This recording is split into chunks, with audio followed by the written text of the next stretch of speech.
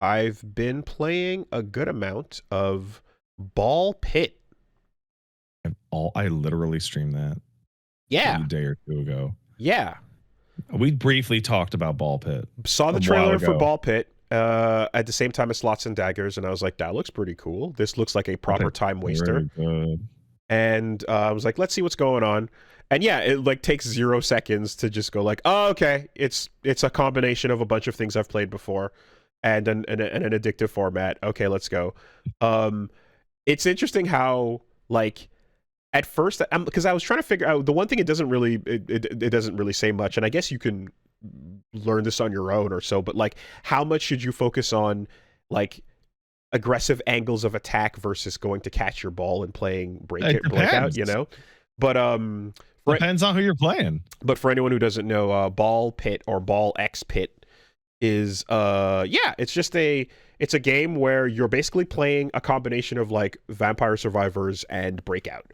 You know, you are spitting out a bunch of pinballs that they have powers on them, and they hit the enemies, and everything in your way is descending from the top of the screen, and you get to dodge bullet patterns while breaking through everything as fast enough. And what I didn't expect when playing it is you unlock extra characters, you unlock levels as you progress and stuff. And then your little farmstead. Yeah, you create a little town. Your little town game. I'm like, oh, this is a fun little secondary thing happening in between stages. It's a cute little way to like gussy up like the upgrade process. That's it. It's the same upgrade process you would expect in any other game where you're like, yeah, I want to get extra HP on every run. I want to get faster balls on every run. Okay, well, here you got to gather some wheat and some stone and wood, and then you put that together to build a building that can then do those upgrades for you. And the way that you gather things or the way that you upgrade buildings is your little town that you place everything in, which is like attaché case style town building. You then shoot out like pinball villagers to bounce off of. Yeah, it's your dudes. To bounce off of the buildings and or the crops to harvest them, you know? So that's a little fun bit. And then I would say, I don't know how far you got, but like a couple's levels in, you start unlocking some buildings that really, really change things up. And there's one in particular where I would say the game does not actually begin until maybe 4 or 5 levels in, when you get a building that lets you pick 2 expeditioners instead of 1. How does that work? Do they stand next to each other? Yes. Okay. That explains a lot. I stopped my stream and I saw a comment that was really strange. Was like, once again, Pat finishes a quick look stream 10 minutes before unlocking the real game. The real game does not start until you get this building. And the building is you pick 2 characters and you use both of their abilities combined. Now you're actually playing. Because it's like the stages are meant to be fought with a combination of the guy who can shoot things from the back of the screen and the guy who can make the balls go through enemies. So or the couple that can split so that things are bouncing in both directions, but each ball is half strength. So you're shooting out 2 weaker balls instead of 1 strong one, but now they're also coming from the back of the screen. I'm watching a video of this. It is fucking... It's crazy. Yeah. Okay. Yeah. So I mean, I'm gonna go back to fucking Ball Pit. Yeah. It's fun enough on its own with the single character abilities that you're using, like Vampire Survivor characters. You know, oh, this person is stronger but slower. This person, like, they don't get mini balls, but they only shoot out big ones that do damage on area of effect attacks, whatever the case is. But when you start those combos now, and then you start doing the whole like evolution synergy, you know? Oh wow, I'm looking at some nonsense. I'm looking at a character that fires from the back of the screen. Yeah, exactly. Okay, exactly. All right, okay. It's crazy. And that it changes so much of the game, right? Levels and bosses and things that would otherwise be a problem are suddenly now huge problems, or not problems at all, depending on how your build is going. You know, there's a character you get that has a shield that is a walking forward, just actual breakout. Like bouncing off of the shield makes the ball stronger. Oh, cool. And now you're playing a real Arkanoid ass game, you know? But can you keep up with the flow of monsters walking to the beat of the music? Dun dun dun dun dun dun. You know, that shit's pretty cool, and they're bouncing to it. I love that little juice that the game has going for it as well. It really does have like the Vampire Survivors thing of just like, as I played it for about 3.5 hours, and every like 30 minutes, like part of the game turned on. Like, you know, it's also like overtly just like Vampire Survivors. Very much so. And as you get your upgrades, there is a casualness to the prompts where you unlock an ability and the prompt is just whoa. You know, like no punctuation, like okay, cool. Like Neo? Like literally the window, the OK button at the bottom of the window is whoa.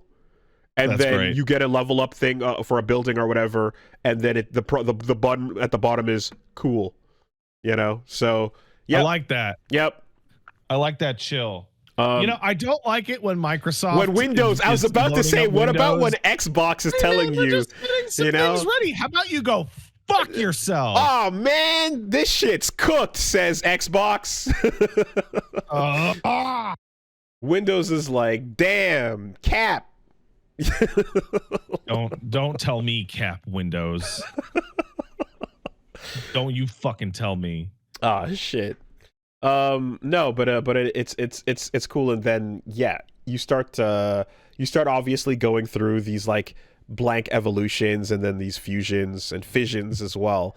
And then you actually have to proper think well about with each upgrade or with each level up. Not with each level up, rather, because you have the Vampire Survivors. Do you banish things to get more consistent? Right. This is a little bit of that classic, like, you know, negative deck for consistency for abilities you want to find. Playing with luck. And then you also get like, should I fuse these two abilities early, or should I level them up to max first and then go for an evolution? Or like sometimes, you know, it's sometimes just objectively worse decisions where you think fusing two things is always going to be better, but sometimes it's not, you know. But like, yeah, there's a ton of variety to the game, and you do, unlike Vampire Survivors, you do have to engage with your twin stick. You cannot just use one hand. You do have to aim and walk around. Yeah, but that's okay. That's okay with Ball Pit. Yeah, it's fine. It's totally fine. No, but like we played a bunch of other games in which we decried it is not okay to have to use a button or an analog stick. And when I was playing Ball Pit, I was like, I am using my analog stick, but it's okay. Why is it okay here, but it wasn't okay in Till Dusk Till Dawn? Because I'm progressing. I'm progressing vertically. That's right. That's right, because you've removed a full axis. Yes, I'm just going in a straight line. There was X and Y earlier. Now there is only Y. Now hold on a minute. Astute HoloCure fans will be saying, but the HoloLive game was also removing one axis too, but you could go in both directions. You could go forward or backwards. Here, you're just going up. Yes, it makes a difference. It actually does. And then you can hit auto fire because it's like press RT to fire. Or I think that astute HoloCure fans can tell me that within the vicinity of a school zone. They thankfully put a button immediately after telling you how to fire that is auto fire, because I'm like, I'm not gonna mash and hold this shit. What are you talking about? Stop it. Oh, it was so fun to say. Open my chest. Oh, I love it. So all right. So yeah, I basically now though, after, you know, spending a bit of time with the whole like village and everything and expanded it a good bit, now you're like, oh shit, scrap your whole village layout and go back to the basics and start from scratch because you didn't build optimally. There's a more optimal placement you can put for that farm or for that forest, you know? I really love being able to move around the stuff with absolutely no downside. Nope. And especially, and the thing is, you have to place people in those buildings to farm. But then you start unlocking things like, oh, you've upgraded this building enough, it'll auto farm for you with nobody in there. So now you can start really thinking, well, I better fucking put some gold carts next to each other, and let's see if, is it more worth it for me to send out a bunch of guys to retrieve all the wheat and stone, or should I just make a little corner here where the motherfuckers are bouncing in a small diamond going brrrr, and each time they hit a block, I get cash. How about that? Oh yeah. Yeah. And then Okay. and then there's like, oh, you want to send them out again? It'll cost you. And I'm like, how much is it going to cost you? And it's like 250. And I'm like, okay. That's fine. Okay. How much are they going to make by bouncing off of these cash circles? Oh, 1,000? Run it. You know? So, in any case, it is a proper, like, yeah, it's a proper little subsection to it, and then you get to build out your town. It's a fun little extra, you know. But this is a brain off, you know, time waster. But the juice is good. The characters are fun. It's a great game. I want the dopamine in my brain. Mm-hmm. I want to hit the I want the button to go sparkles.